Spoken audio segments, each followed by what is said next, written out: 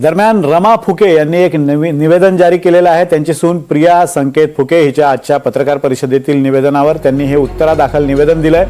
तसंच सुषमा अंधारे आणि रोहिणी खडसे यांनी आमच्या कुटुंबातील वादाचं राजकारण करू नये असंही त्यांनी म्हटलेलं आहे। आणि याच संदर्भात आपले प्रतिनिधी संजय तिवारी आपल्याला अधिक माहिती देत आहेत। संजय, काय नेमकं या निवेदनात म्हणण्यात आलेलं आहे? रमा फुके यांनी काय आपली बाजू मांडताना म्हटलंय? सर, आपल्याला माहिती आहे की नागपूर आणि पूर्व विदर्भामध्ये फुके कुटुंब हे राजकीयदृष्ट्या प्रस्थ मानलं जातं आणि रमेश फुके आणि त्यांच्या पत्नी डॉक्टर रमा रमेश फुके यांचे पुत्र परिणय आणि संकेत हे दोन पुत्र आहेत आणि संकेत यांचा 2-2.5 वर्षांपूर्वी आजाराने निधन झालं, दुःखद निधन झालं आणि प्रिया फुके या त्यांच्या संकेत यांच्या पत्नी आहेत आणि संकेत यांच्या निधनानंतरच कौटुंबिक वादाला सुरुवात झाली। आज जो ही पत्रपरिषद घेण्यात आली त्या पत्रपरिषदेमध्ये उबाटा सेनेच्या सुषमा अंधारे आणि राष्ट्रवादी काँग्रेसच्या रोहिणी खडसे यांनी पूर्णपणे राजकीय आरोप लावले, तर कुठेतरी राजकारणासाठी याचा वापर करण्यात येतो आहे आणि तो तसा होऊ नये अशी मागणी डॉक्टर रमा फुके यांनी आपल्या निवेदनामधून केलेली आहे। आणि त्यांनी हे सुद्धा सांगितलेलं आहे की हे आरोप लावण्याआधी जर सुषमा अंधारे आणि रोहिणी खडसे यांनी मला एका शब्दाने विचारलं असतं, चर्चा केली असती, तर त्यांना दुसरी बाजू समजावून सांगता आली असती।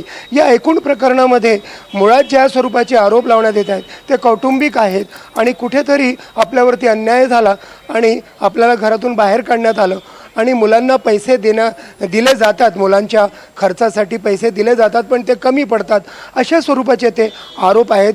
पण मुख्य म्हणजे प्रिया फुके यांना संकेत फुकेंचा वाटा पाहिजे, म्हणजे कुटुंबातील अर्धा त्यांना वाटा पाहिजे आणि ते तसं त्यांनी मागणं काही गैर नाही असं सुषमा अंधारेंनी तिथे मुद्दाम सांगितलं आणि तो त्यांचा जो आहे ते त्यांचा न्याय हक्क आहे असं त्यांनी तिथे सांगितलं। पण कुठेतरी त्यांना राजकारणात यायचं आहे, पुढली निवडणूक त्या लढवू शकतात, प्रिया फुके निवडणूक लढवू शकतात, काँग्रेसकडून लढवू शकतात, हे सुद्धा त्यांनी त्याचा इन्कार केलेला नाही आहे। आणि जर भाजपला हवं असेल तर त्यांनी तिच्या मागण्या मान्य करून तिला भाजपची तिकीट द्यावी अशा आशयाचं सुद्धा त्यांनी यावेळेस विधान केलं। अर्धी वाटणी तर त्यांना हवीच आहे, पण त्याच्यासोबतच त्यांना हे सगळे जे अधिकांश प्रकरण आहेत ते न्यायालयाच्या विचाराधीन आहेत, त्यामुळे न्यायालयावरती आपला विश्वास नाही का जे आपण मुख्यमंत्र्यांना मध्यस्थीसाठी विनंती करतायत असा प्रश्न विचारण्यात आला। तेव्हा त्याचं थेट उत्तर देण्यापेक्षा न्यायालयाच्या आधी जर कौटुंबिक विवाद आपसात संपुष्टात आला आणि त्याच्यामध्ये कुठेतरी मुख्यमंत्र्यांनी मध्यस्थी केली तर गैर काय अशा आशयाची पुस्ती जोडण्यात आली, तर कुठेतरी हे कौटुंबिक वादाचं प्रकरण राजकारणाच्या दिशेने जात आहे असं दिसतंय। विनोद सर, धन्यवाद संजय, दिलेल्या सविस्तर माहितीबद्दल। कुठल्याही प्रकारे या प्रकरणाचं राजकारण करू नये हा आमचा कौटुंबिक विषय आणि समझोत्याच्या मार्गाने हा विषय सोडवण्याचा आमचा प्रयत्न असल्याचं रमा फुके यांनी आपल्या निवेदनात म्हटलेलं आहे।